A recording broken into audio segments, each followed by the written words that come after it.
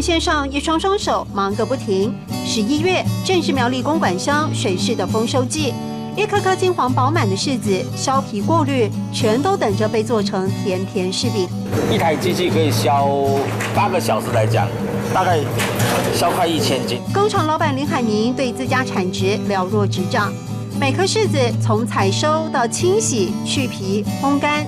过程中不能有一丝破损，才能做出顶级好柿饼。辛苦钱。是啊，粒粒皆辛苦啊。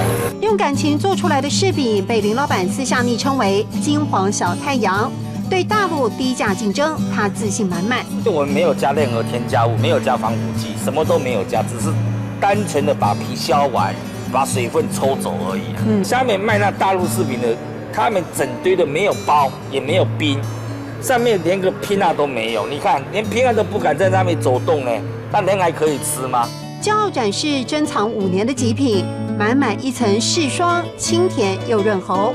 就算忙得没空吃饭，也要让大家尝到这甜美滋味。你有空吗？